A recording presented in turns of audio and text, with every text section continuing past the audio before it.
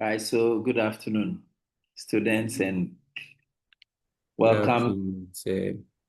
the lecture today. Quickly, today we want to revisit some of the things you did during the matured entrance um, examination and some of the tutorials that we did.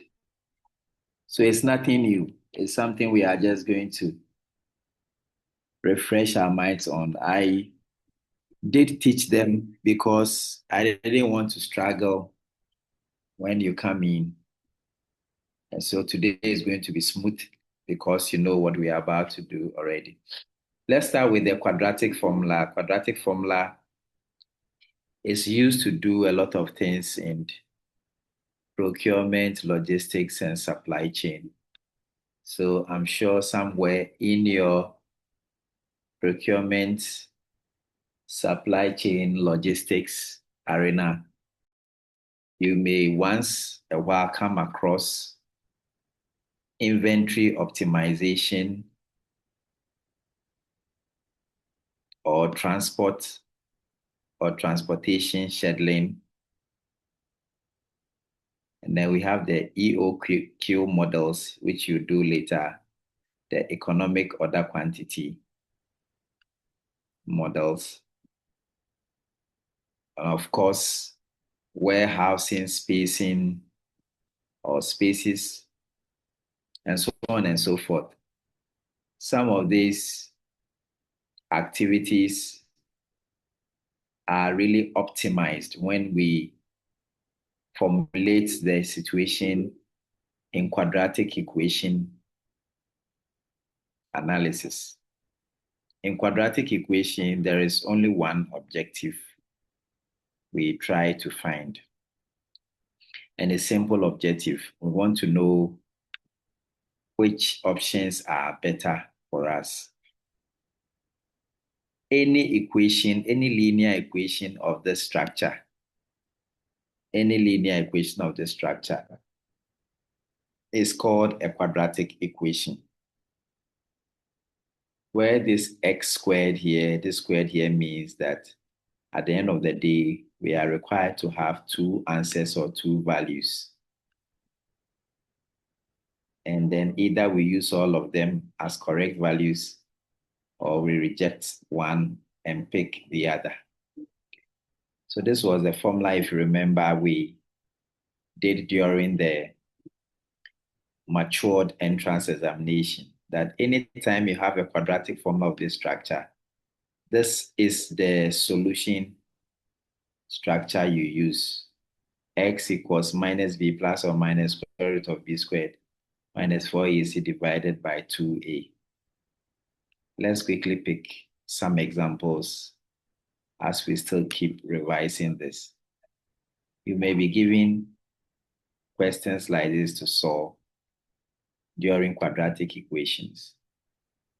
The first thing to remember is that all quadratic equations are of the form ax squared plus bx plus c is equal to 0. So you have three terms. This is the first term, this is the second term, this is the third term. Now the first term has a support, which we call the coefficient. So the a here is the support for x squared. Then you have the b, which is also attached to x. The b is also a support, playing key and similar roles like the a. As for the c, it is not a support. C is not a support. C is constant. The formula I displayed a while ago that anytime you have any equation, try and compare it with the structure you are seeing here. So let's watch this. I see x squared here. I see x squared here. And then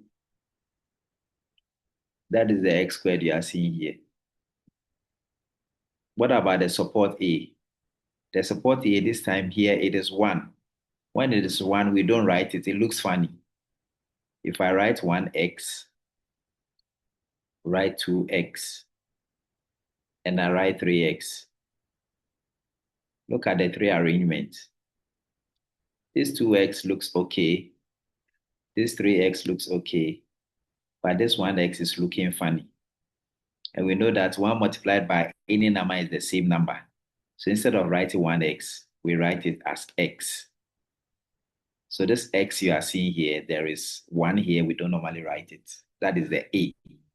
So from this equation, it means our A is simply 1. Then let's check the second term. I see plus B here.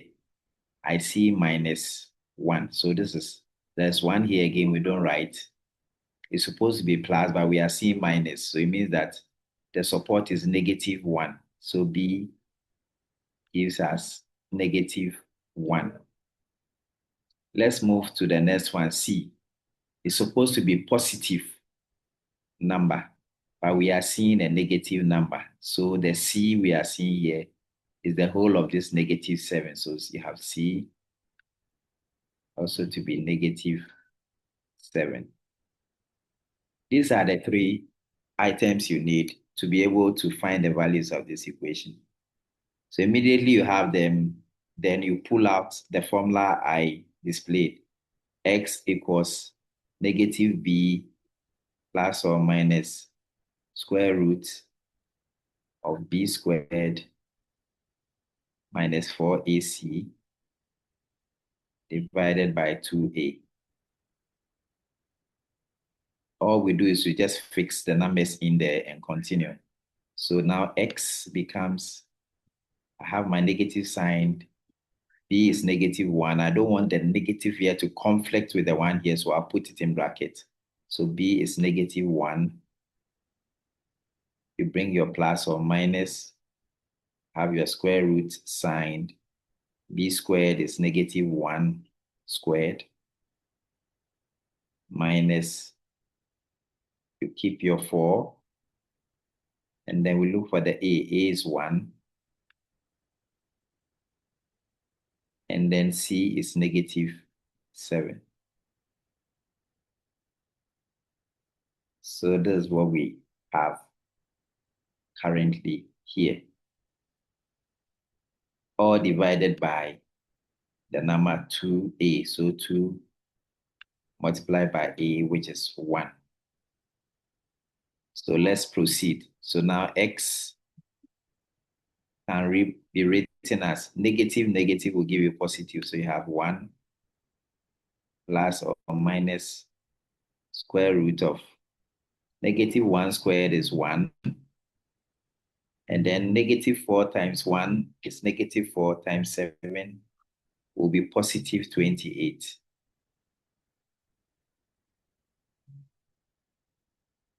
All divided by 2. So this becomes 1 plus or minus square root of 1 plus 28, you have 29 divided by 2.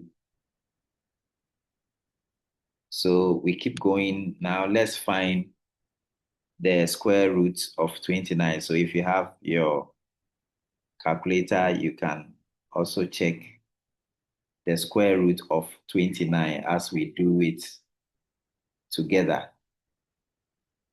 So this becomes 1 plus or minus, then square root of 29 on your calculator to 1 decimal place will be 5.4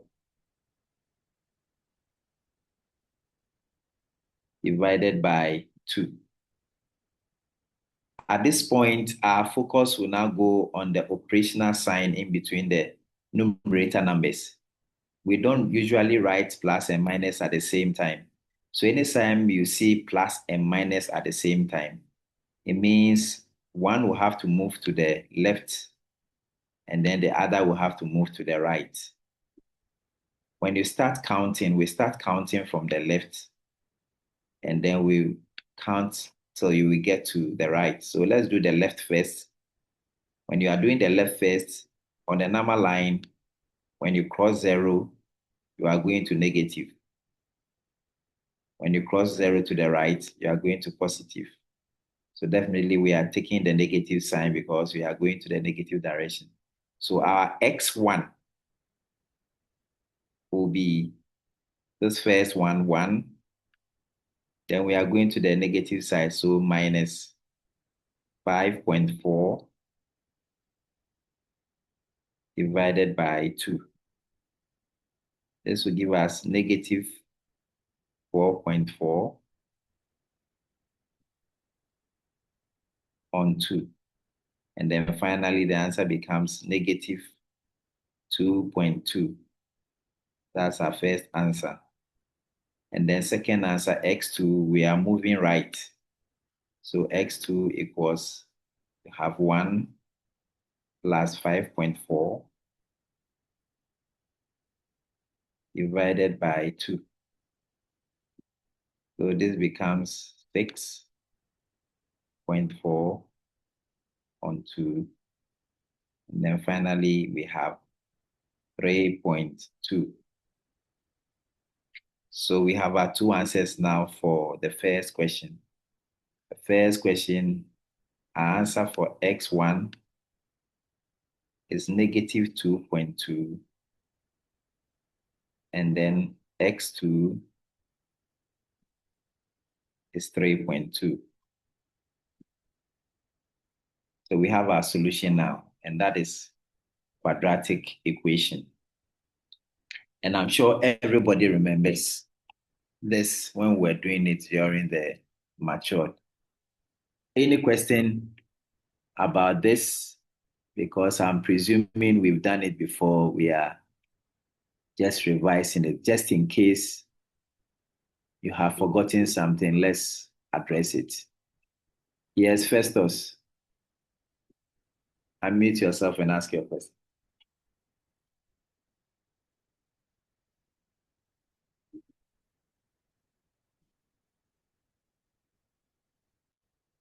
Yes, Festus, unmute yourself and ask your question.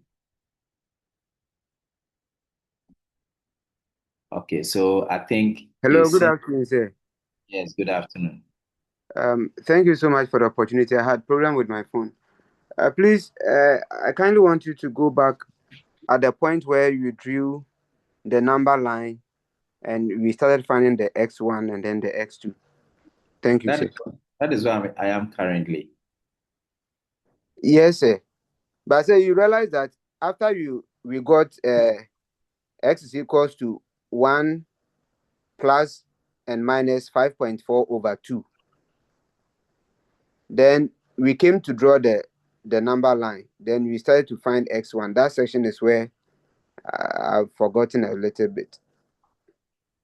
No, we are separating the numbers, the signs. Positive means move right. Negative means move left. So that's what we did. So when you are moving left, when you are splitting them and you are moving left, it becomes 1 minus 5.4 divided by 2. That's what I wrote here. 1 minus 5.4 divided by 2. And then when you are moving right, you take the positive direction. So that is 1 plus 5.4 divided by 2. And that's what I wrote here. 1 plus 5.4 divided by 2. So the rest is just putting them together. 1 plus 5.4 is 6.4. You divide by 2, you have 3.2. On the other side, when you key this into your calculator, 1 minus 5.4 divided by 2, your calculator will give you negative 2.2.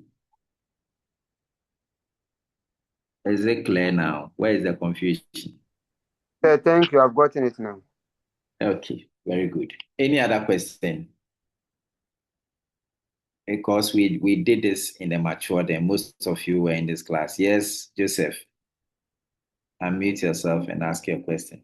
Yes, sir. Thank you very much, sir. Sir, I think most of us were not part of the mature class, and then for that Hey, reason, yes, sir. is that For that, so? yes, sir. Hey, So, Yes, sir. Yes, sir. You so, sir. sir, for oh, that reason, I okay. think we should just solve one or two questions for us to Okay, get perfectly. I agree. I agree. My thinking was wrong. I was Ah, assuming all of you were part of no, mature sir. No. class. no, sir. No, sir. We there. Let us make Okay, plates. All right, right. thank you, sir. Okay, so then let's try and solve two more examples to make it clearer. And thank you for the intervention, Joseph. I would have been thinking wrongly. So let's pick the second one. Let me tidy the place up, and then we can take the second one. So I'll have to go back and rewrite the general formula for you to be comparing. Because normally, if you have an idea of the general formula, that is what you use in solving the problems. You should be able to relate the question to the general formula, and it makes the picking of your data quite easy for you if you know that. So I'll go back. I'll have to rewrite the general formula as a guide as we move along. And let me try and solve question 2 and question 3. Now, this is what we are saying, that in life, some procurement issues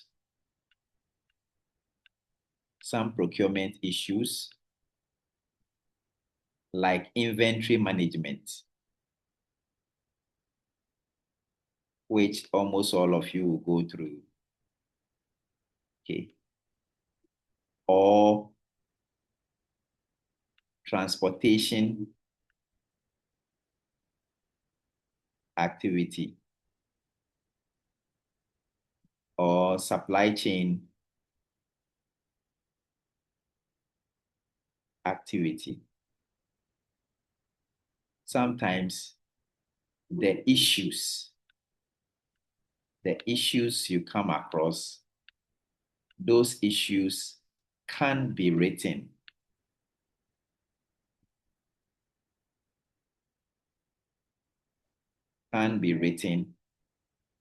in a certain form we are learning today called quadratic equations. That's what we are learning this afternoon. That the problems or the issues can be written in quadratic form. What I'm attempting to do is to show you the quadratic form. Anytime you hear this quadratic form, what does it mean? It means that anytime you see an equation that starts with a certain support, a, which is a number, followed by x squared, which is a variable. So a is a number, the numbers you know, numbering 1, 2, 3, 4, 5, and so on and so forth. A is a number, but x is not a number. X is a variable, something that changes. Okay, something that changes. And something that changes in business can be a price. Prices of goods change. So they continue to be a variable. So anytime you see an equation that is written in the form ax squared plus bx plus c equals 0, it is called a quadratic equation.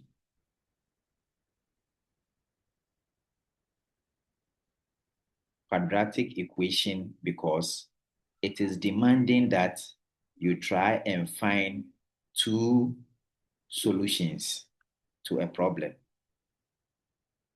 You are finding two solutions to a problem, not one, two. That is why it's a quadratic. So I did mention that this 2 you are seeing here on top of this x, this 2 you are seeing here is signifying that you need two solutions. After solving the problems, you must have two solutions. And then the X you are seeing here is the solution. The X you are seeing is the solution. But before you can get the solution, you need something that is supporting the solution. And the things that are supporting the solutions are A. A is supporting X squared.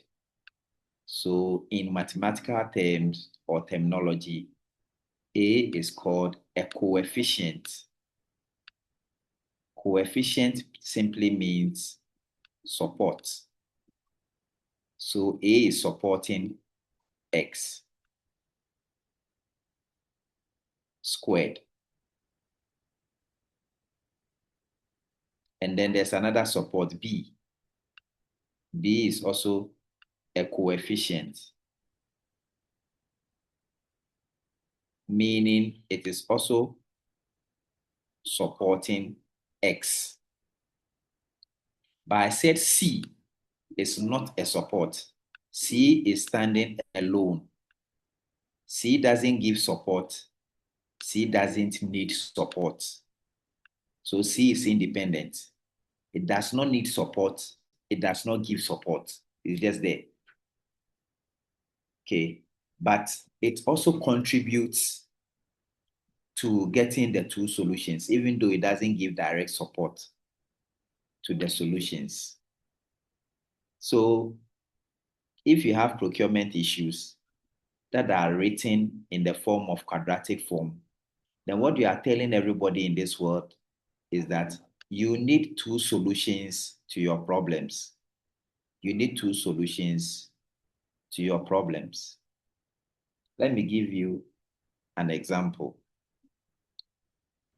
Now, assuming you are in inventory management,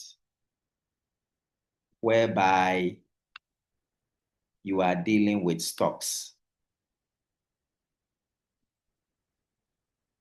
So when you are dealing with stocks, it means that you may have a fast moving item, a medium moving item, and a slow moving item.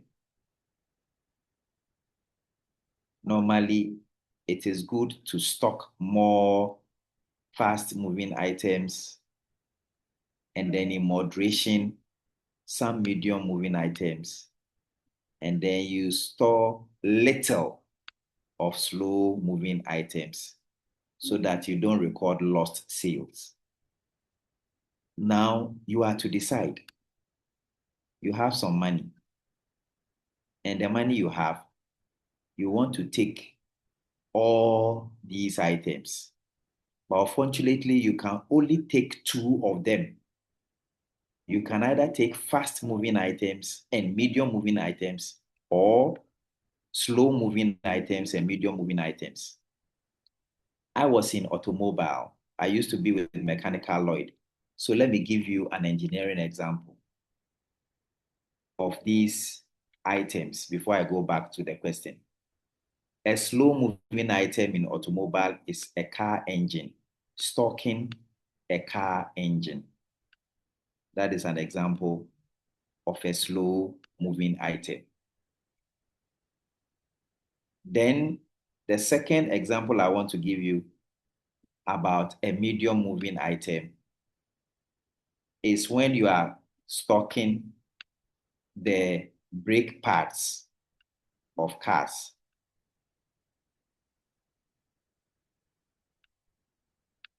But a fast moving item is oil filter, because people will always change their oil if they care for their car every 3 months.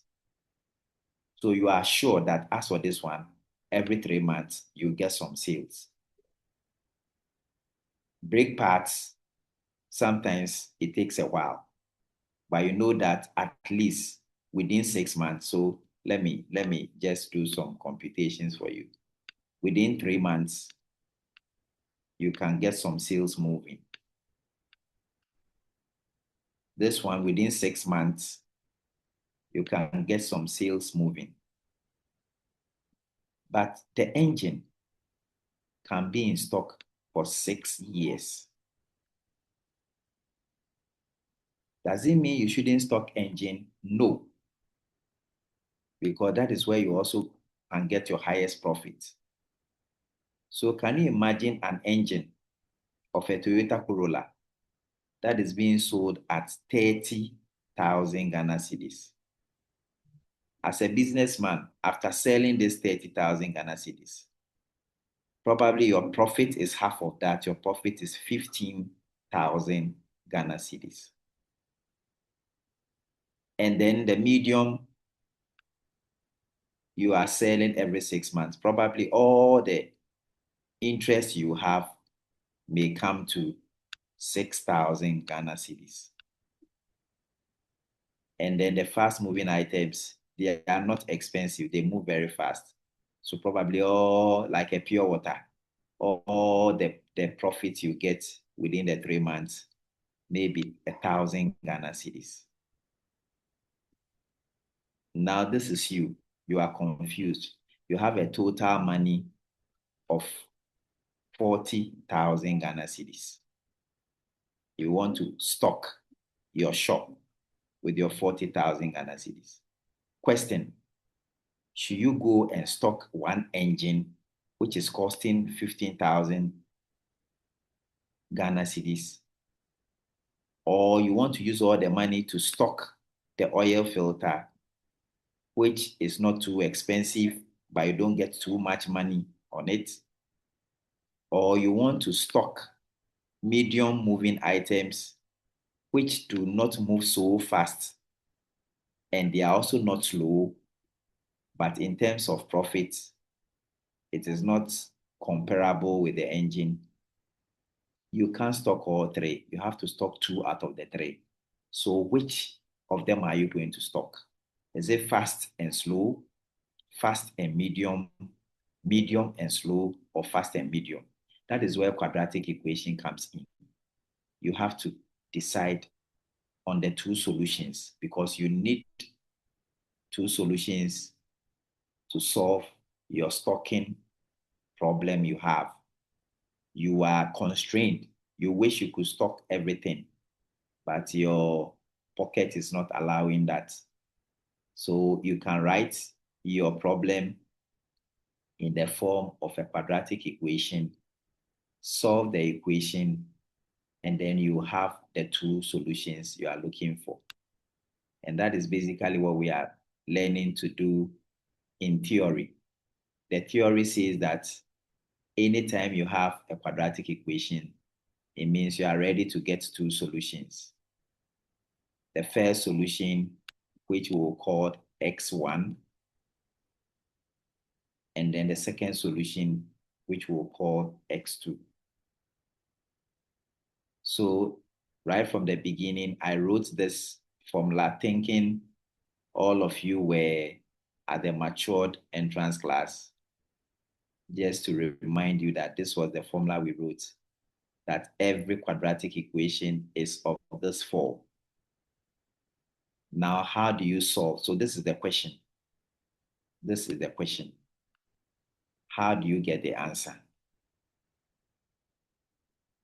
And I said the answer is this formula, that you write it as x equals negative b. It's a formula, negative b plus and then minus at the same time, square root of b squared minus 4ac all divided by 2a. Now, what does this formula do? This formula is representing something like a plate. It's a template. So it's representing something like a plate and is demanding food to be put on the plate. So once this represents the plate, what food can we put here? It needs 3 types of food. It wants B. it wants A. It wants C. So once you fix A, you fix B, you fix C, then immediately your two answers will come. You have an answer for your X1, and then you have an answer for your X2, which are representing the two solutions we are talking about. Where do you get the A? Where do you get the B? Where do you get the C? They are all cited in the question.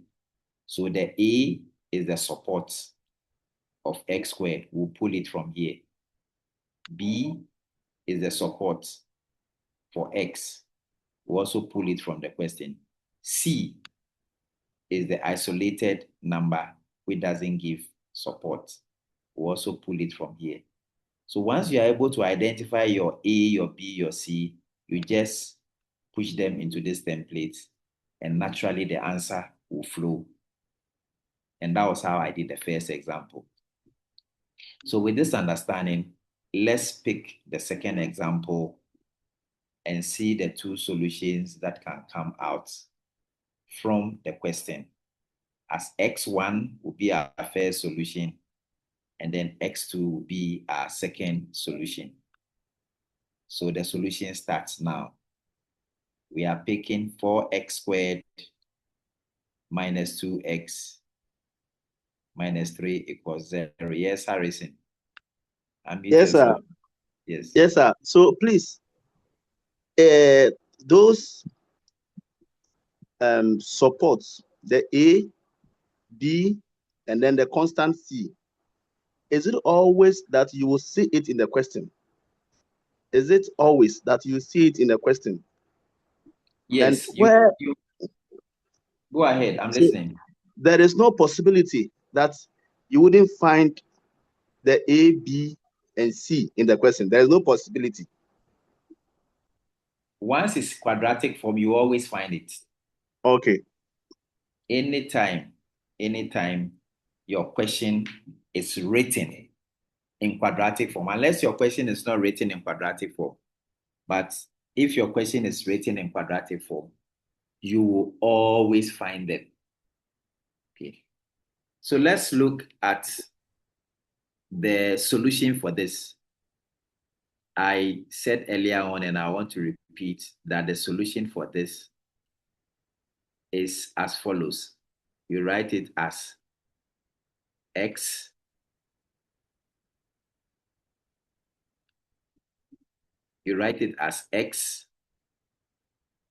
is equal to negative B plus or minus square root of B squared minus 4AC, all divided by 2A. So let's go look for ABC. In the question, I have highlighted green. So from this corridor, A is the support for X squared. And I'm seeing 4. So it means that A is 4. We put it down. Let's go look for B. B, in comparison, we are comparing with this structure here. So if you compare with B, B is giving you negative 2. So B is negative 2. Let's put that one also down. And then let's look for the last one, C. And we still compare C, watch it, it's negative 3. Don't leave the negative. Anytime you are picking a number, pick it with a sign in front of it. Don't pick the 3 and leave the negative. So C is negative 3. And that is all we need in the question to look for our solution. Once we identify A, we identify B, we identify C, we just go and fix it in the plate. So this is our template. We are just fixing the numbers, and then after that, we can continue the solution. So we can now rewrite this as follows.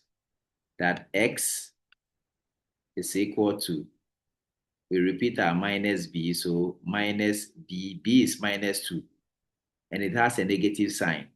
And because I don't want this negative sign of b to conflict with the original negative sign here, I'll put b in bracket as this negative 2. Then bring your plus or minus. Plus or minus, you have the square root. B squared means pick the negative 2 and square it. You bring this negative sign, so negative 4. The number in front is a. Then you check, what is a? A is 4. So you fix the 4. Is the 10 of the c. The c is negative 3. You fix the negative 3. I'm bringing the brackets because I don't want the numbers to be joining up. Then you divide everything according to the formula by 2 times a. So 2, and then a is 4. So now this original alpha formula A, B, C, they are not there. Now we've replaced them with numbers. So we go ahead and then we solve our problem. Let's see how the solution will come out. And then we can write x1 and x2 as our final answers. Let's tidy this up. So you have x now equals negative, negative will give you positive. You write your plus or minus square root. Negative 2 all squared will give you positive 4. Then watch this one. Negative 4 times 4 times negative 3. It goes like this. Negative 4 multiplied by 4 multiplied by negative 3. So you see that these two negatives will cancel each other. And so all you need to do is to multiply 4 by 4 by 3. And that will give you 48. So this will give you plus 48.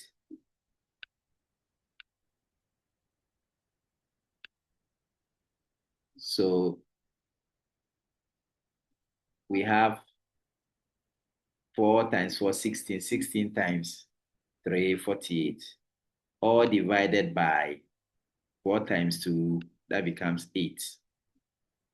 And then you keep going. So we still have 2 plus or minus, then this becomes square root of 4 plus 48 gives you 52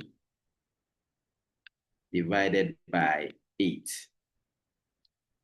Then at this point, you pull your calculator because you need to be able to find the square root of 52.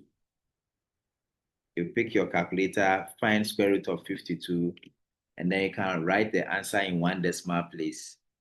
In so doing, you come out with 2 plus or minus 7.2 divided by 8. So this is where I told Festus that we are going to move in different directions now. Direction 1, direction 2, if you have the number line and you have 0 like this, what happens is when you are moving to the left, it means you are going through the negative direction. And then if you move to the right, it means you are moving to the positive direction. And these signs are going to help us move. This positive here is helping us to move to this direction. And this negative here is also helping us to move to this direction. So we are going to split them. This is where the split comes. Okay, we are going to split our answers now, meaning our first answer, which is x1, is at the negative direction. And our second answer, which is x2, is in positive direction. So we are going to use their symbols to come out with our answers. And this is what we are going to have at the end of the day when you move through both directions. So x1 will now become 2 minus 7.2 divided by 8, which is the same as negative 5.2 divided by 8. So you can keep your final answers in one decimal place. You pick your calculator, you key in negative 5.2 divided by 8, and to one decimal place, your calculator will give you 0.65 to one decimal place. It means that it becomes 0.7 as your first answer, x1. And then we move through the direction of x2, positive. So x2 will also give us 2 plus 7.2 divided by 8. And this will be 9.2 divided by 8. Another calculator works. So pull your calculator, do 9.2 divided by 8. And when you do that to one decimal place, your calculator will give you 1.2 as your final answer. So the two solutions we have are x1 equals 0.7, x2 equals 1.2. If you are a wise businessman and this is about prices, that the commodity you are dealing with, when you sell it 70 pesos or you sell it 1 cedi 20 pesos, you can still go and make your profit. You will not lose. You can still make your profit. So when you are selling at 1.2 and people are complaining, you quickly bring it to 0.7. They will be happy. They will be happy, but they don't know that you are still getting your money. That is why most supermarkets will always do what we call reduction sales. The reduction sales does not affect their profit because they have options of the pricing, like we have here. That if you are selling something at 70 pesos or 1 cedi 20 pesos, you will still make your money according to the quadratic equation. I saw some hands up. Yes, Harrison. Yes, sir. So, sir, in conclusion, to conclude everything, we can say that the true values for the x, the true values for the square, the x squared, is contained in the positive plus or minus, the plus or minus in the formula, the plus or minus. Yes. That's why the plus or minus is there. The So, plus or that minus, is, yes, that's why you see the plus or minus. It's giving you two solutions. okay. That either your solution will move to the positive direction or negative direction. We got here in relation to the price, the 70 pesos and then the 1.7? Yes. So what it means 1.7. here is that yes. So what it means here is, so if we had a negative figure, let's say, can it be 0. Do you have negative 0? You don't have negative 0. I don't think so. no. So this is what you're saying. Assuming we had negative 0.7 and negative 1.2. Are you talking about this? Yes, that means No, in it's the both same equations. thing. No, that means in both situations, if you reduce your prices by 0.7, by 70 pesos, or you reduce it by 1 cedi 20 pesos, you will still make profit. Okay. Negative means reduction. Positive means increase. Okay. So I was saying that if you increase your prices by 70 pesos, or you increase your price by 1.2, you will still make money. So if you increase your price by 1 cedi 20 pesos and your customers are complaining, go back and reduce it, increase it by 0.7, and they will not cry. Are you do you know, do you monitor the fuel prices? Yes. Star oil especially. Have you seen people complaining? Yes. Have you seen people complaining? People are not complaining. Exactly, because they are not seeing it. Yes. They are not seeing it. And sir, Mhm. I think there is a rift between Star Oil and Goyo. So that is where Any it is. It's Mhm. about these solutions. Star Okay. Oil has two solutions. Yes. Star Oil can decide to do this or to do this, and they will still have their money. And Star Oil wants to do this, and they are not allowing Star Oil to do that. That is all the argument. So, sir, in case all the examples you are giving, they are giving a um, direct questions like figures, but where it is there is a story problem, Yes, or we shall come to that. there are story problems in quadratic equations. There are story Okay. problems. Yes, Yes. there are So the story. story problem, how to Yeah, identify the we the the the, the supporting and then the constant variations there. That is my yeah. problem. Don't worry about that. You are now starting. You are at level 100. So Okay. let's do it small, small. You want to get to level 400 right now. So let's do it small, small. We'll get there. Thank you for your question. Yes. Um, Crispin, Crispin, Yes, sir. unmute yourself. Yes, go ahead. Sir, Yeah. please, I think the answer for X1 is negative 0.7. Oh, I'm the one getting it wrong. Yes, it's negative 0.7. Okay. Thank you. Jonathan, unmute Sir, yourself. Yeah. yeah, it was it's the same thing as Okay. Crispin just Okay. said. Yeah. Yeah. Yes, sir. Noted. So that is it. All we need to do is to just know the concept. And that was my preamble. My preamble when we started today's class was that there is a problem and there's a solution.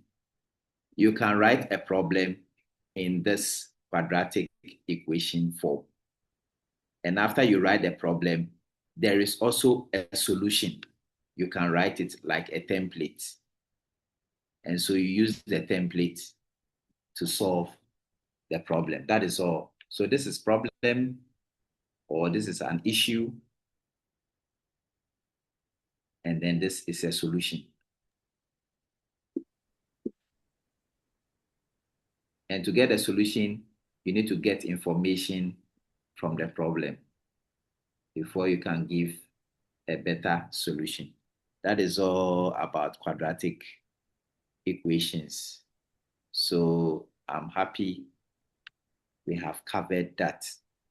Hello, And sir. then, yes, Please, after finding the solutions, the two solutions, yes, can you come back and insert the solutions into the question, the problem, yes, to find, let's say, the first example, x squared minus x minus 7 equals 0. yes, So can we come back and insert the two solutions in the equation to see yes. if we can get the 0? Once they And are what does once they are solutions, once they and are what does it mean? solutions, yes. So it means that Where that the, is a solution.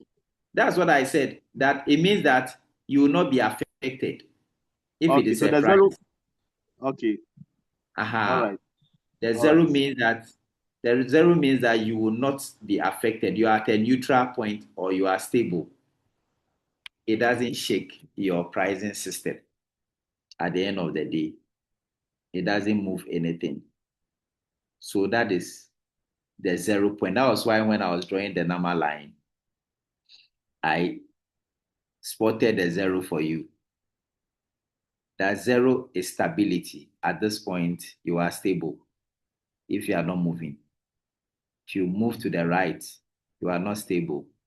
If you move to the left, you are not stable. But some stability are good, some are also bad at the end of the day. Okay. I saw a hand up. Yeah, sir. Yes, go ahead. Yeah, so I think the S2, the answer I think I had different. The S2 What did you get for your X2? I had 1.15. Yes, it's the same thing. 1.15, when you round it off to one decimal place, what will you get? Oh, all right. Yes, Oh, so okay, sir. that was why I keep insisting that one decimal place, one decimal place, one decimal place. You can also leave your answer in two decimal places. They are all correct. All right, sir. Good. So that is fine. And we are now moving, since most of you said you were not part of the matured, that means that we are going to suffer together in another area we are moving to now. It will take us a while to be able to understand them. So let's start this week. We may continue next week and another week because it entails a lot, but we need to start. And these are also techniques that help us in our business. Most of the time, people don't like it when it's being taught at the secondary school because sometimes it may look a bit abstract, but we need them in our business calculations. And I'm talking about indices,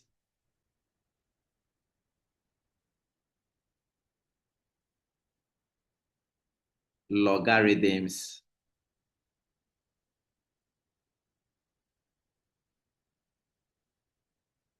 and then their last brother called sets. They are able to do different representations for us, which helps our business work. So these are different structures of numbers that gives us different representations.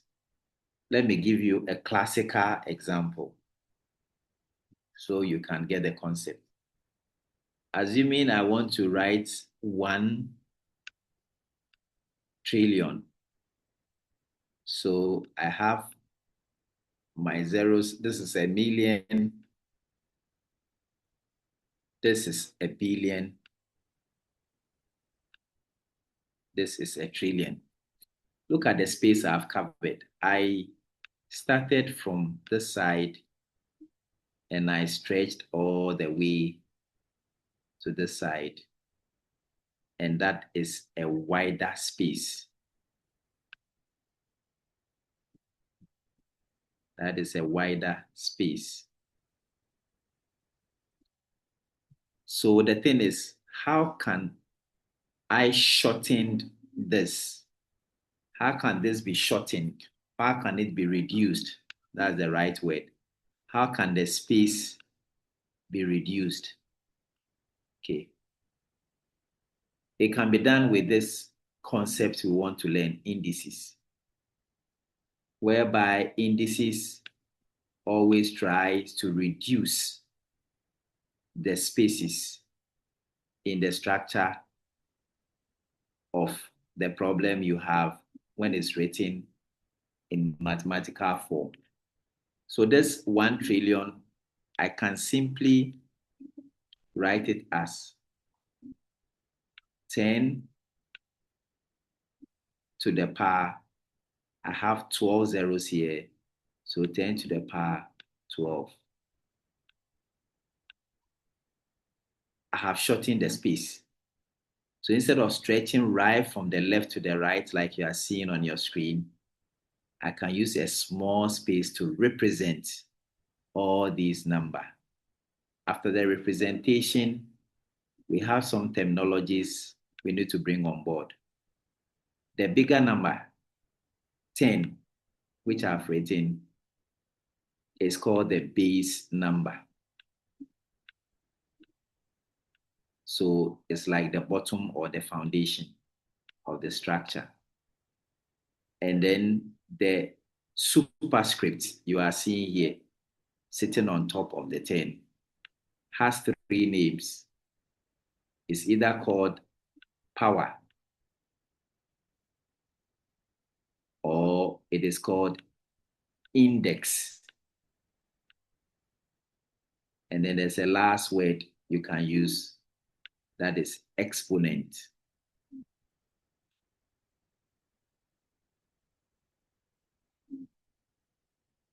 In short, all I'm trying to say is that all indices, structures are written this way. You first of all write the base number, and then on top of the base number, you write the exponent,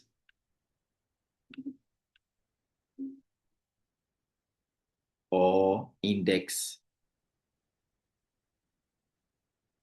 or power. Okay. So we can say base number, exponent, another number, like the 10 to the power 12, I wrote here. So you can say 10 raised to the power 12, or 10 exponent 12, or 10 index 12. This is the structure we use for indices. But this is just one example.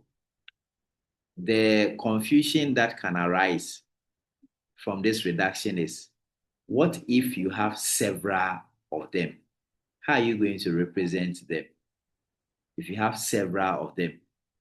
So I have another one, probably 20 raised to the power 24, 30 raised to the power 64, 100 raised to the power 25. How can you arrange these numbers well to synchronize them? That is where we want to learn today about the laws of indices. We have a couple of laws that are used to synchronize all the various indices that you come across to make them compact. And we want to run through the laws one after the other. So I'm starting with the first law. This is the first law, which has a base and an exponent. And this is what the first law says.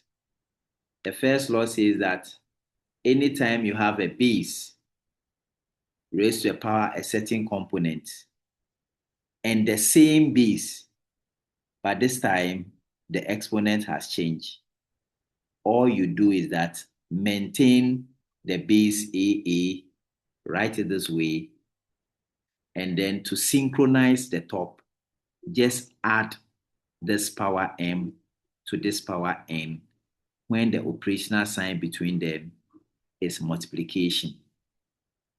So anytime you see two indices that has the same base and are multiplying one another, maintain the same base and just add up their powers. Let me give you an example. So this is an example.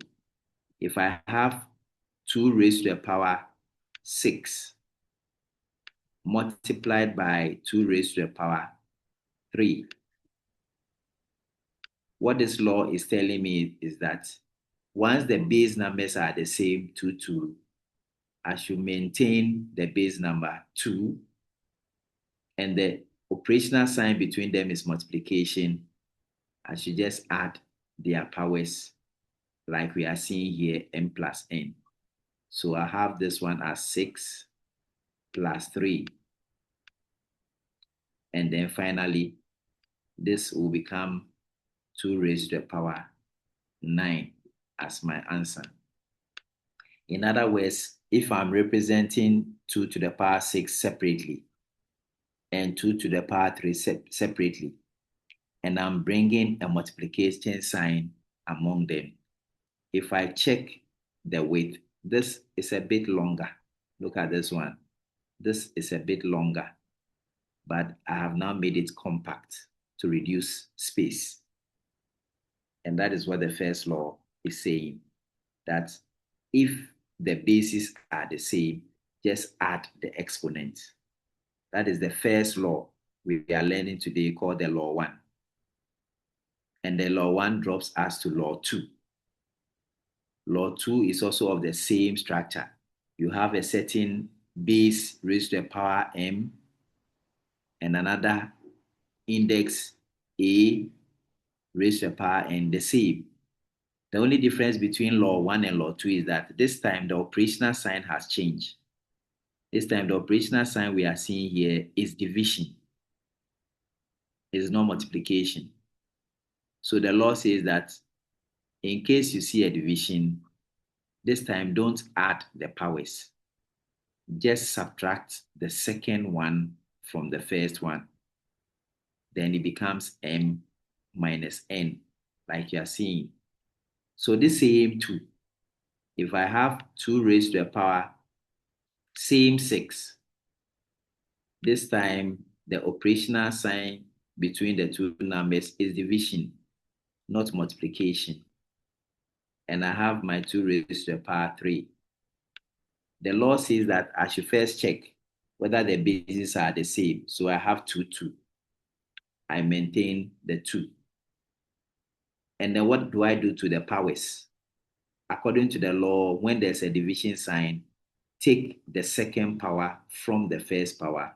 So this becomes 6 minus 3. And then finally, my answer becomes 2 raised to the power 3 as my answer. So look at the first law. The first law was giving us a higher index because we were adding up the indices.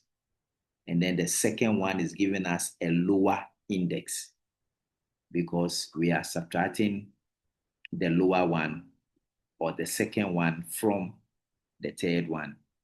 And this is the second law of indices.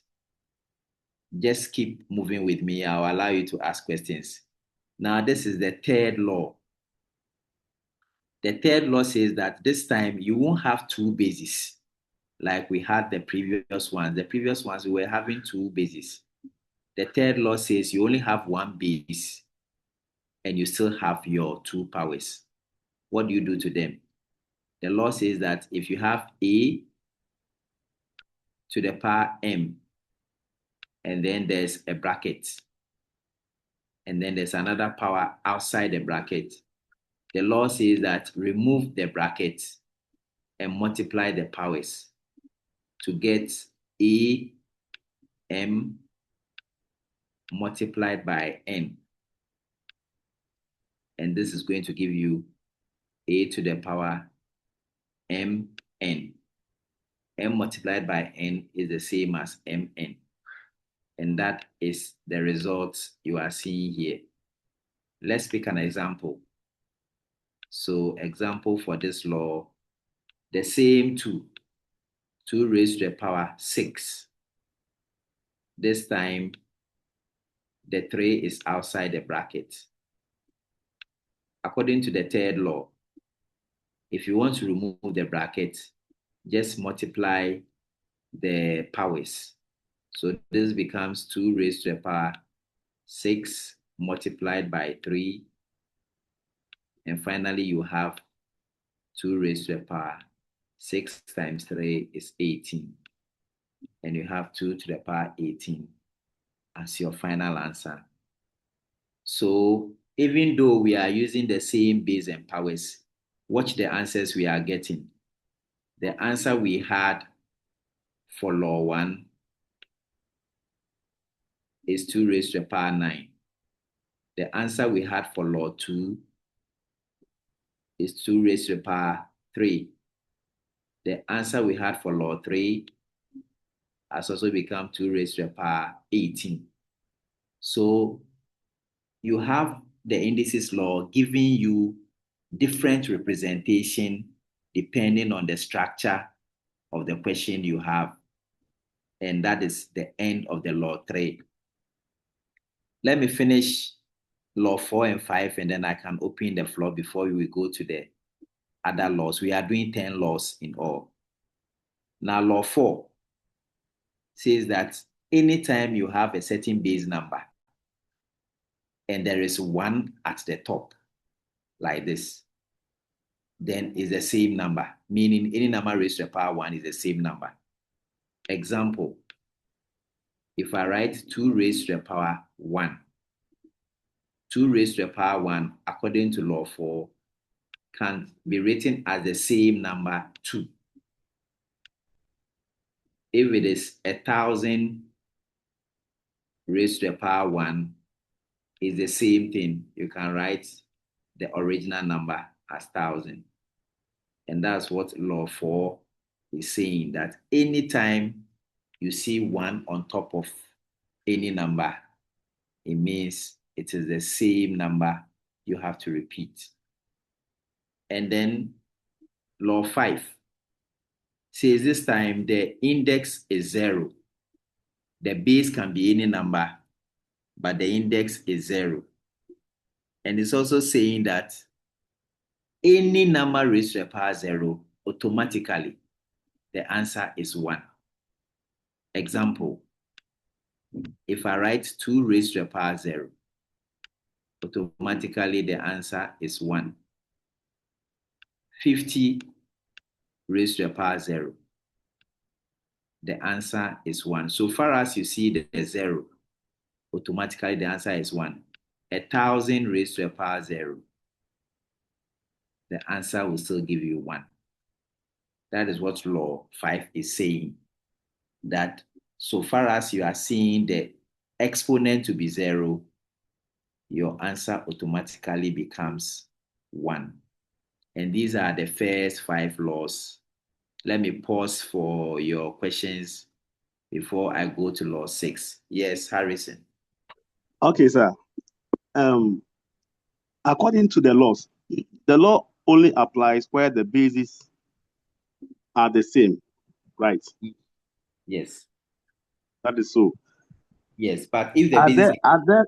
Yes. So my question is, Mhm. if the bases are different, I don't think these laws will apply. Yes, so we are going to some other places where the bases are different. Okay. So but the first 5 laws, the basis must be the same. Okay. We'll move to law 6. And All right, then I'll hold on my question then. yes, we'll have different bases. All right, so let's now go to at least you are following, that is good. Let's go to law number 6. So we are here. Law number 6 is still maintaining the E. But we'll come to law number 7 and then I'll answer Harrison's question. So let's look at law number 6. Law number 6 says that if this time the indices is hiding below the division sign as a denominator, all the ones we have written, they were on top.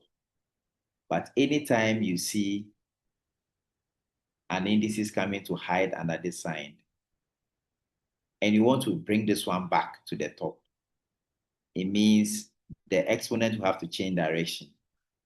So you write this one as a to the power negative m. The negative is telling you that originally you were not here. You were below the line. And so how do we know where you are coming from? The moment we see the negative, it means you used to be a denominator.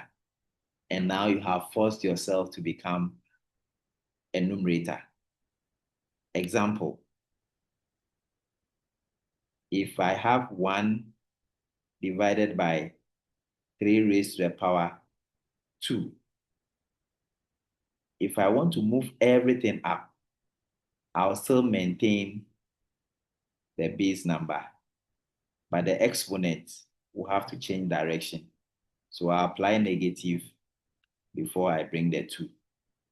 So that everybody will know that this negative is telling me that this 3 is coming from a different place apart from where it is. And that is the set law. Or if you have 5 to the power negative 2, and you want the 5 to go to the other side, the negative means that it has to be below the line.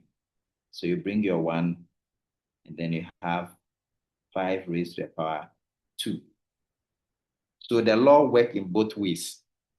You can change from the negative direction to the positive direction, or from the positive direction to the negative direction.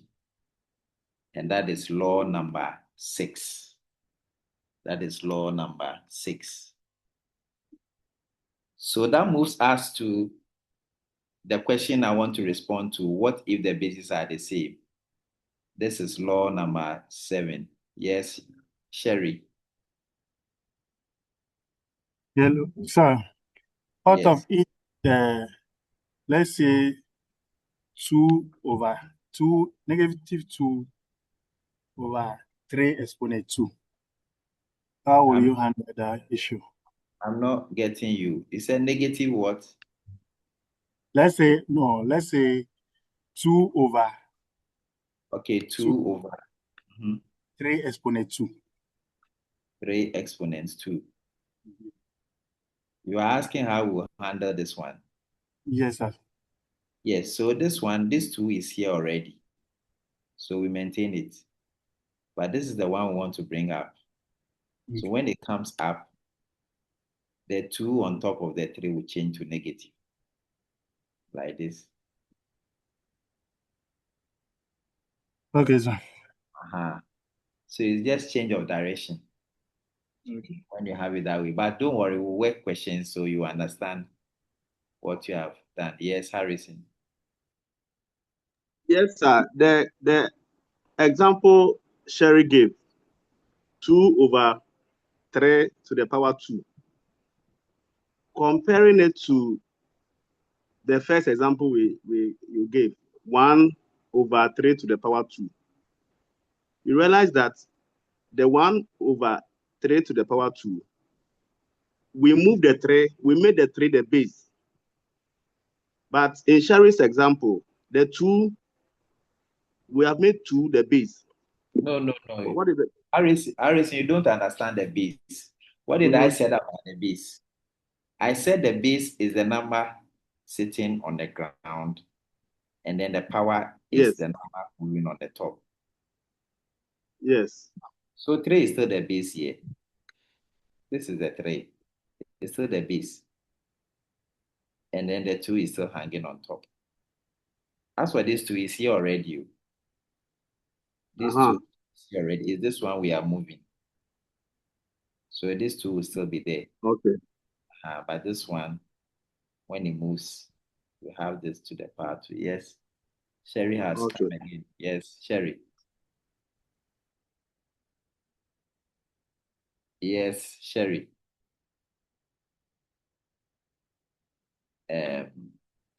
Nobody should write on my screen. I've seen some people writing on my screen. Yes, Joseph.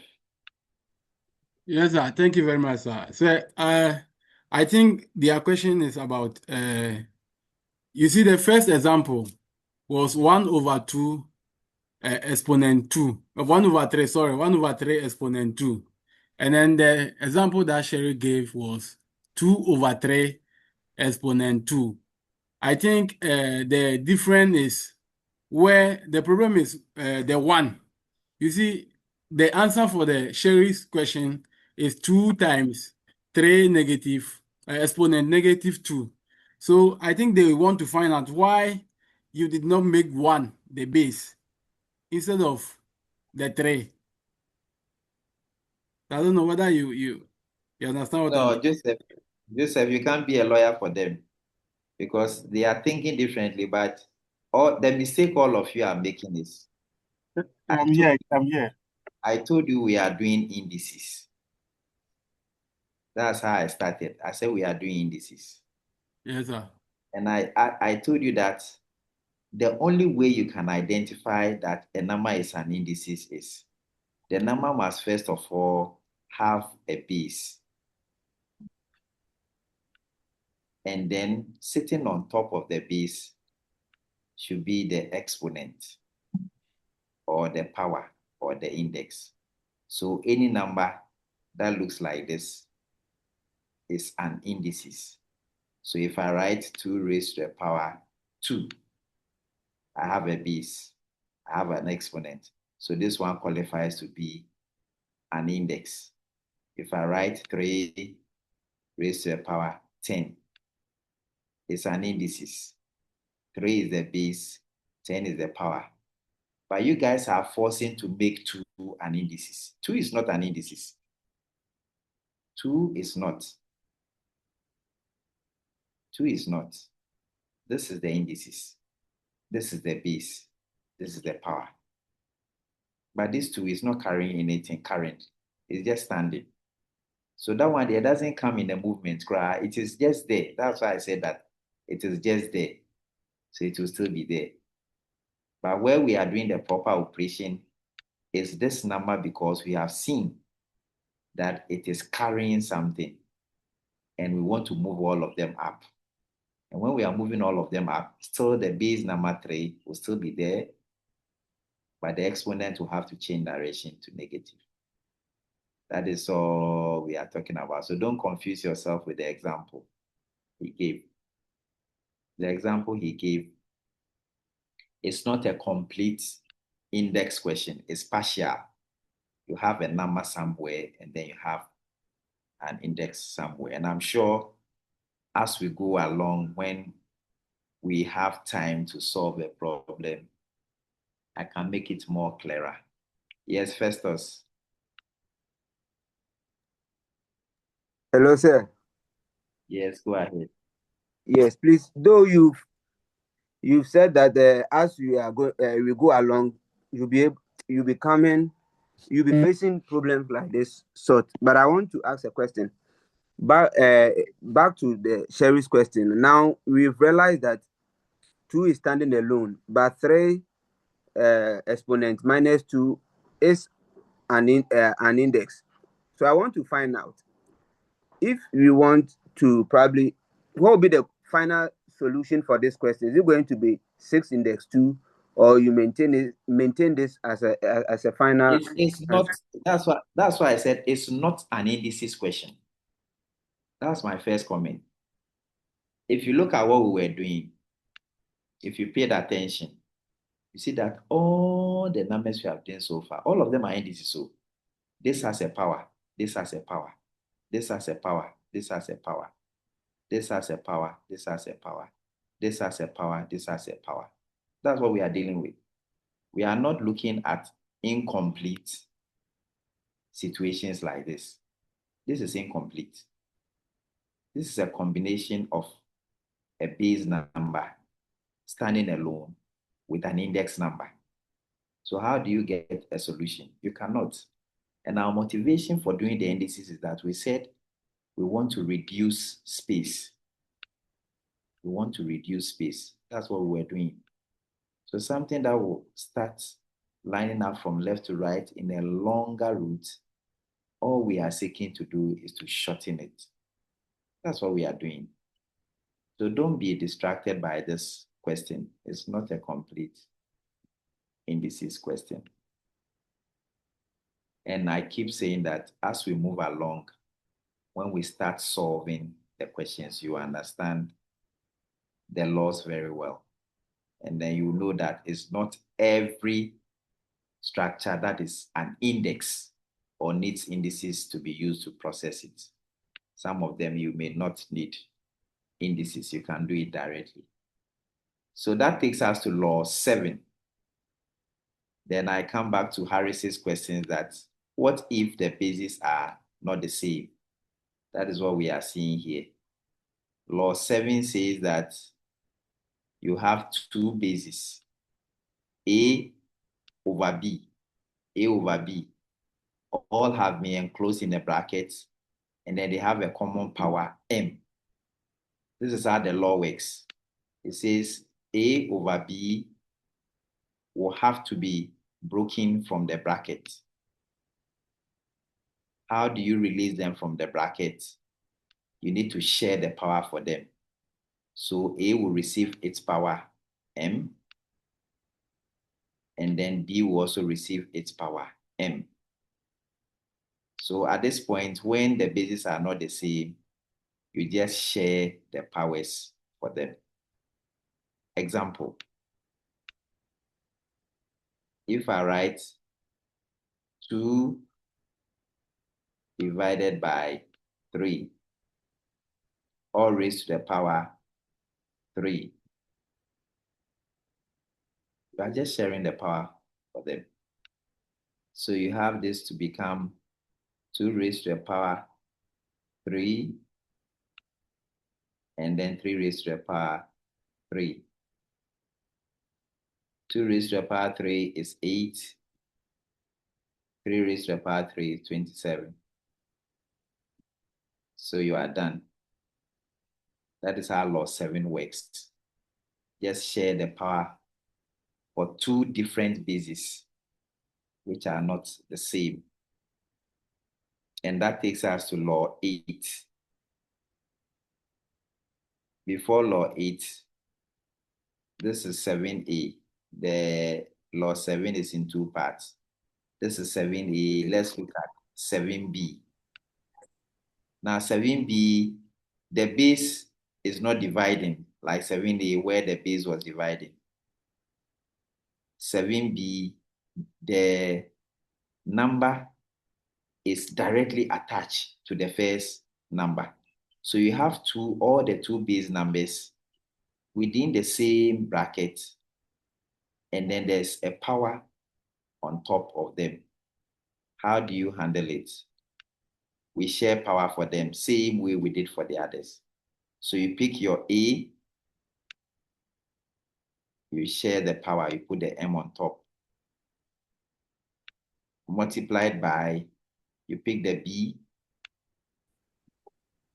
and then the B also has power. Finally, when you are multiplying 2 alphabets, there's no need to keep the multiplication sign, so you can clear it and then have AM, BM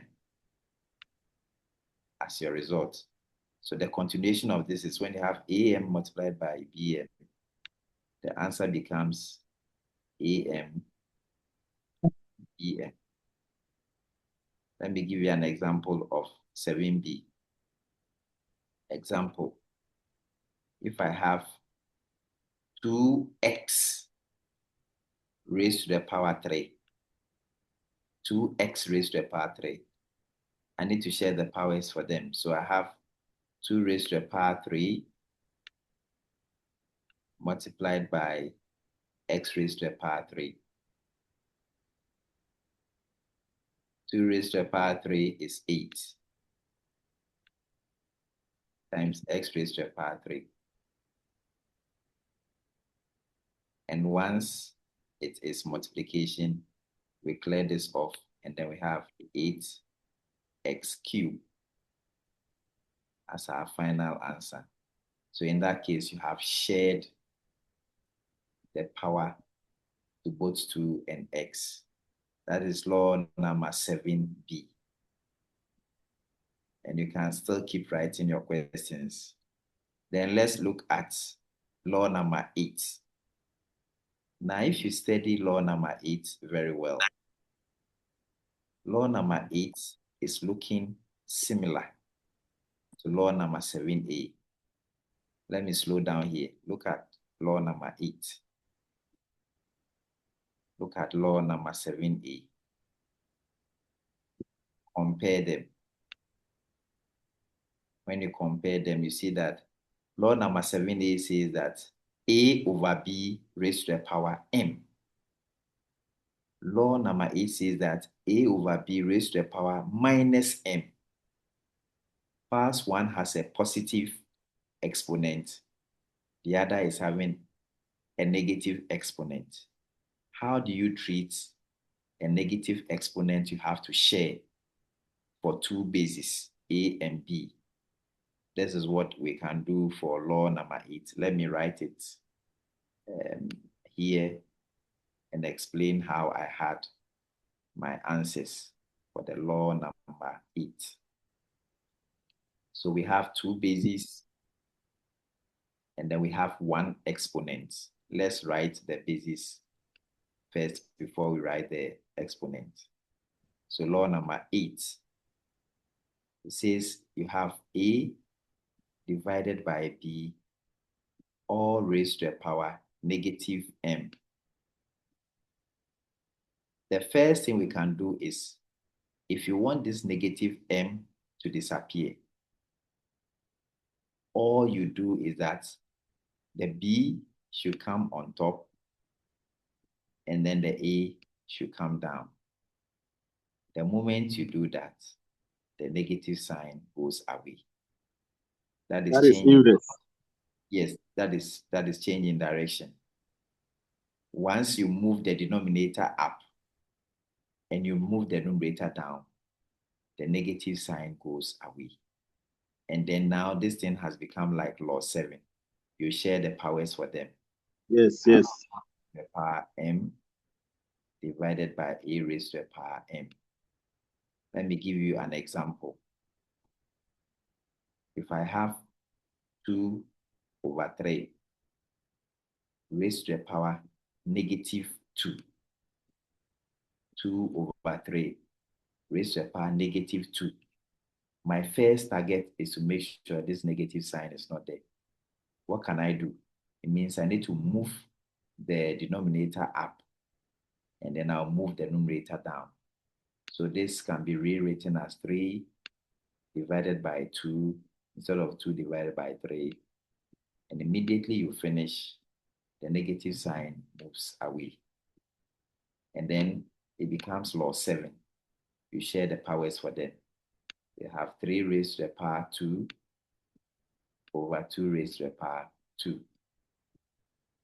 When you expand, 3 raised to the power 2 is 9, and 2 raised to the power 2 is 4. So your answer is 9 over 4. Yes. Go ahead. Hello, sir. Yes, go ahead. Please, that's the 8. That's the 8 through that a over b all into brackets to the power negative n. Is it also equal to a to the power negative m over b to the power negative m? Yes, so that is it. So that's going to be a long route. Now, this is where he's bringing our attention to. He's asking us whether we can use law 6, because law 6 says that when you have 1 over am is the same as a to the power negative m. So this is what he wants to do. That first of all, let's go the long route. This is the long route. A to the power negative m. Let's share the negative power for them. So it becomes a to the power negative m divided by b to the power negative m. And then we can come and use law 6. Law 6 says that any number raised to the power negative m, you can just do it 1 over that same thing. So the first one here, we can write it as 1 over am like this. And then we bring this division sign like this. And then we look at this one too. This b to the power negative m, we can write it as 1 over bm. And then at this point, we use the law of reciprocity. We want to change this division to multiplication. In that case, this one will go up and then this will come down. So you have 1 over am multiplied by, then this goes up, bm over 1. And this will finally be bm multiplied by 1. You have bm divided by am multiplied by 1. You have am, which looks like what we did here. But this is a long root. See where we started from. This is a long root. So what I'm simply saying is that anytime you have two bases in a bracket and the exponent is negative, if you want this negative to go, just bring the denominator up and then bring the numerator down. And that is all. You'll be fine with that. Instead of going through all these long roots to come and get the answer. Any other question? Thank you, All sir. right. Sir, please, Yes. but your volume is very low, so please. Yes, I'm sure it is the network. Yes, sir. Yeah. So let's look at the last two laws. Let's close with the last two laws. And then probably we can work questions next week with the laws. And I'm sure after the video is uploaded, you will make time to watch it and understand what we all did. So the last two laws, law 9 and law 10, let's look at them. Now, law 9 and law 10. Law 9 and law 10 is a law that gives us some fractional index. So let's look at them. All these while all the powers we have been writing, they are all either m or n. You saw me write a raised to the power m, a raised to the power n, either m or n. But law 9 and 10, we are having fractional powers or fractional indices in the form of a fraction, fractional indices. So the approach here is quite different from what we have done today. Now let's look at them. Why? The reason why I'm saying they are fractional indices. Let's go closely to law 9 and look at the structure.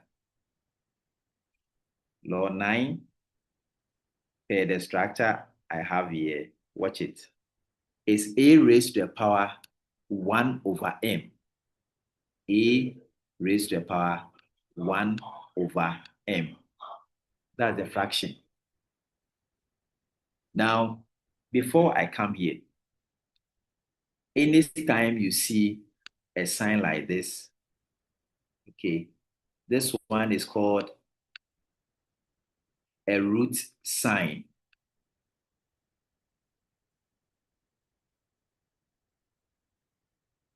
When I put 2 here, it becomes square root.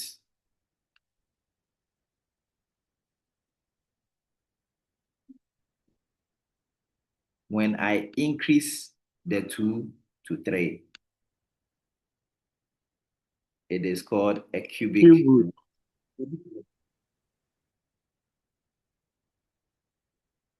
I want to explain these things to you before I do this formula. When I increase it to 4, it is called a quartic root.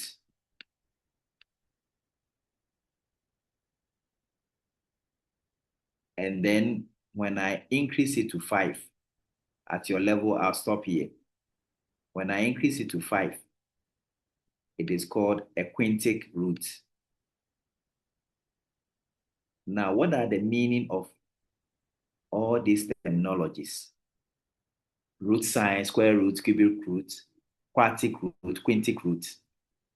What it means is that when you have a base number here, when you have a base number inside the root signs, the question is that when it comes to square roots, the question is that what number can you multiply by itself 2 times or twice to get the number inside the root sign?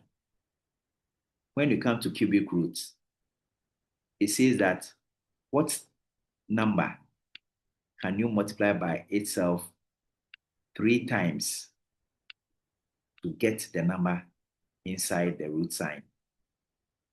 That is the meaning of the 3 you are seeing outside here and the 2 you are seeing outside here.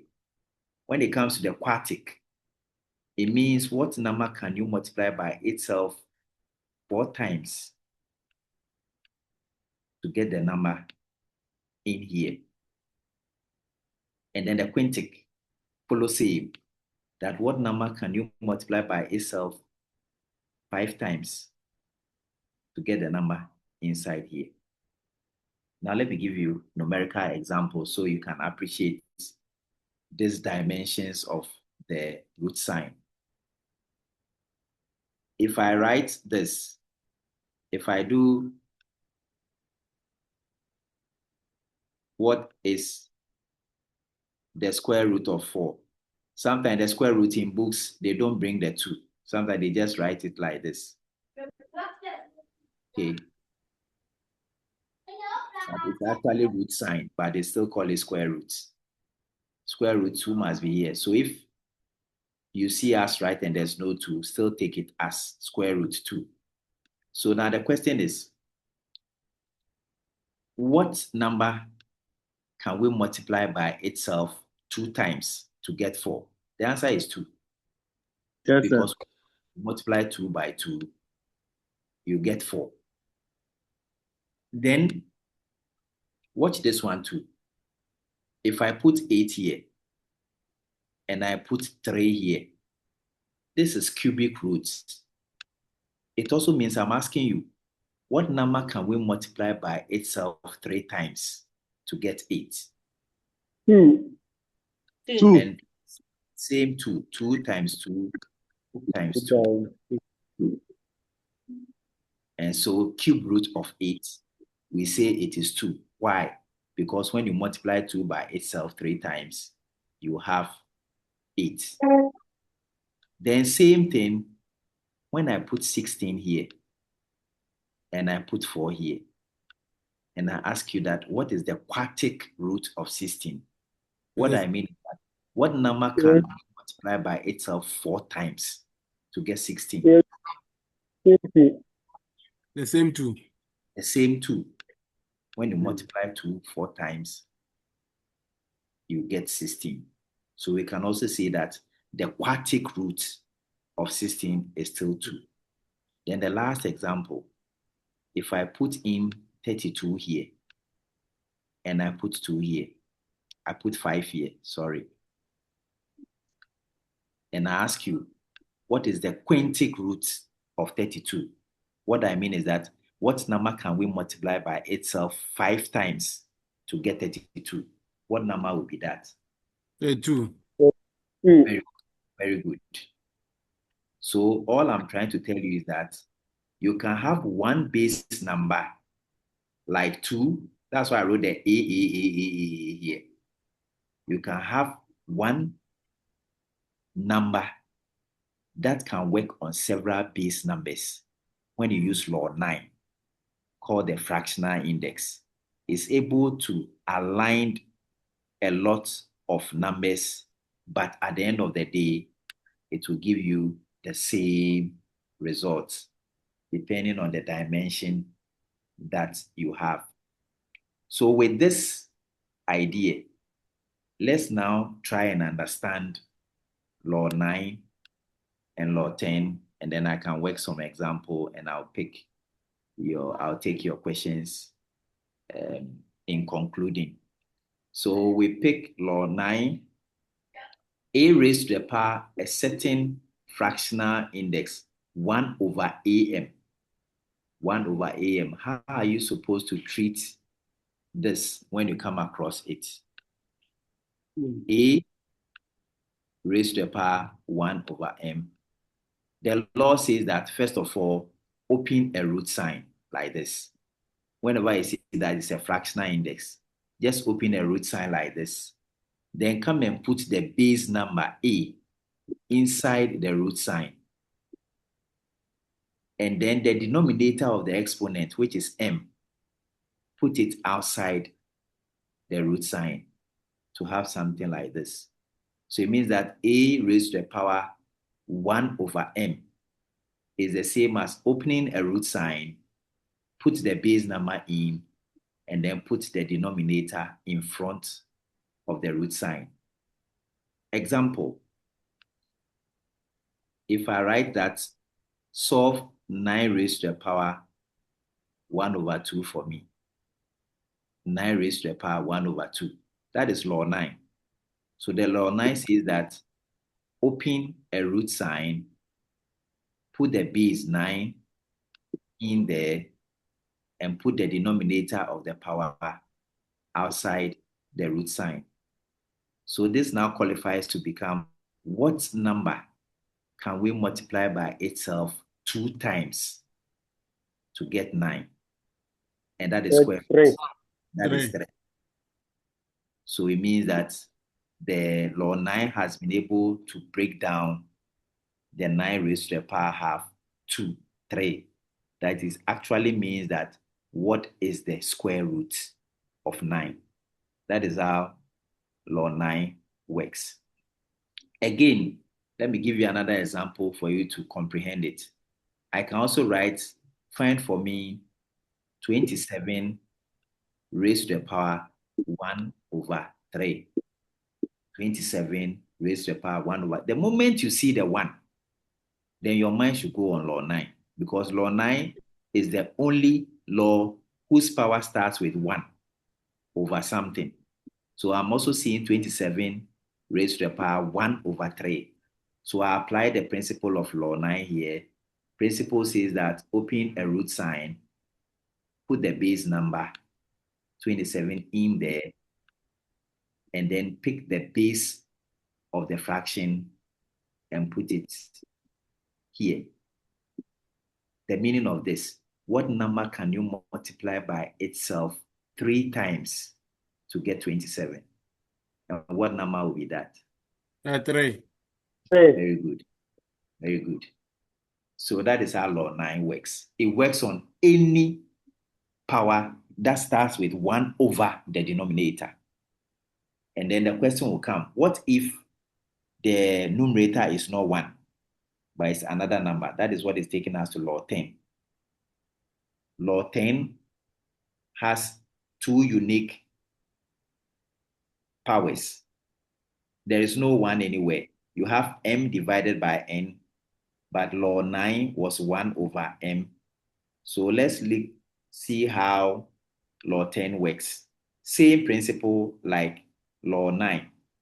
It says anytime you have a raised to the power m over n, behave like you are working in law 9. Law 9 says that open a root sign, put the base in there, put the denominator of the fraction in front of the root sign. Because we have a new introduction of m here, bring a bracket. And then this m, still put it on top like this. This is how law 10 works. That behave like you are doing law 9. After you are done with the n, bring a bracket and then put the m on top somewhere here. Let me give you an example. Example, if I say solve for me 32 raised to the power 2 over 5. This is different from what we did here, 27 to the power 1 over 3, or 9 to the power 1 over 2. This time there's no 1 anywhere. you have actual numbers apart from 1. 32 raised to the power 2 over 5. How do you use law 10 to solve this? And that's what we are doing.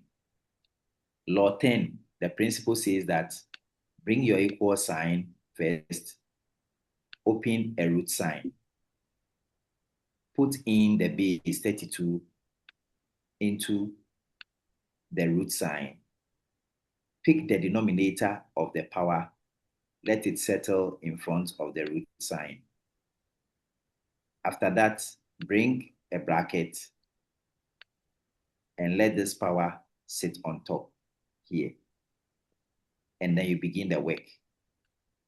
5 in front of the root sign, what does it mean? It means what number can you multiply by itself 5 times to get 32? And what number is that? 2. 2. So it means that this whole stuff reduces to 2 raised to the power 2. And you and I know that 2 raised to the power 2 is the same as 2 times 2, and then the final answer is 4. So we can confidently say that anytime you see 32 raised to the power 2 over 5, the answer is 4 and no other number, according to law 10.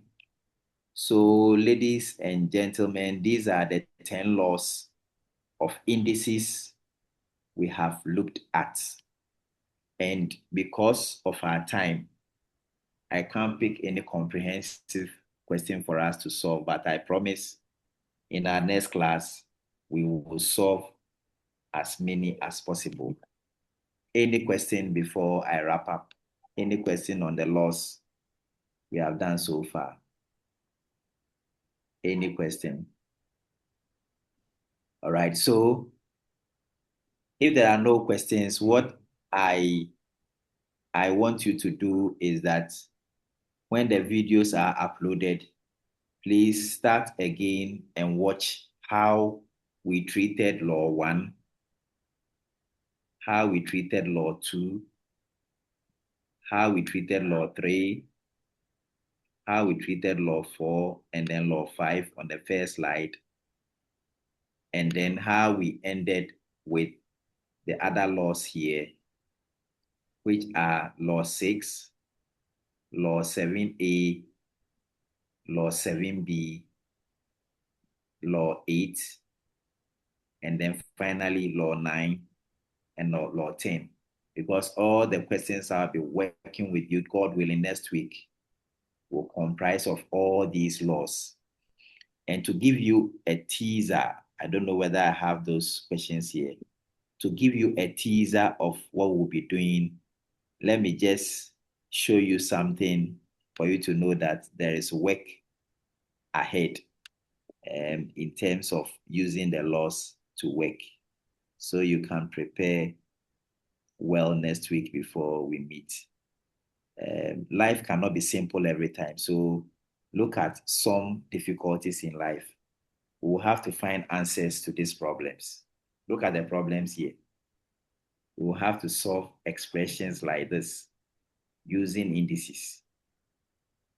You have the 12th root of 4 to the power negative 2. You have the 9th root of 8.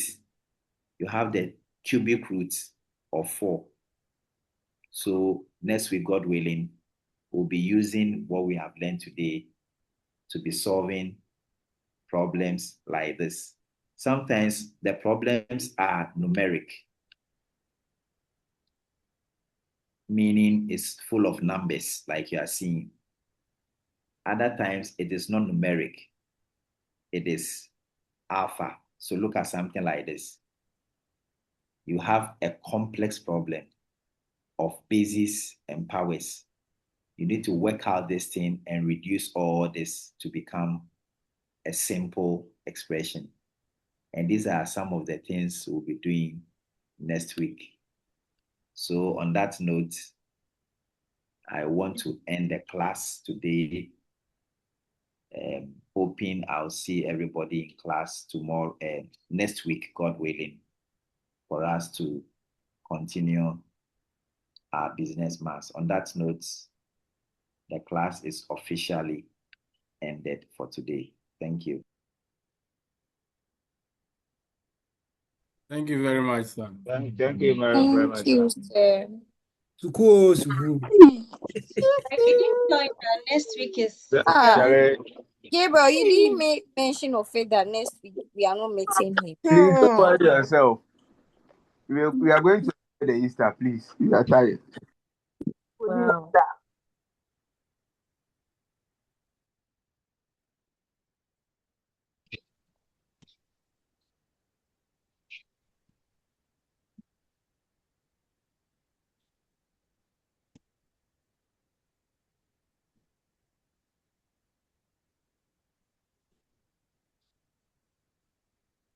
And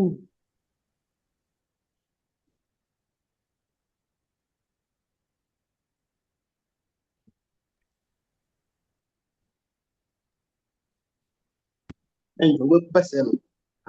What you bunu? Ubuna na want to for Harris.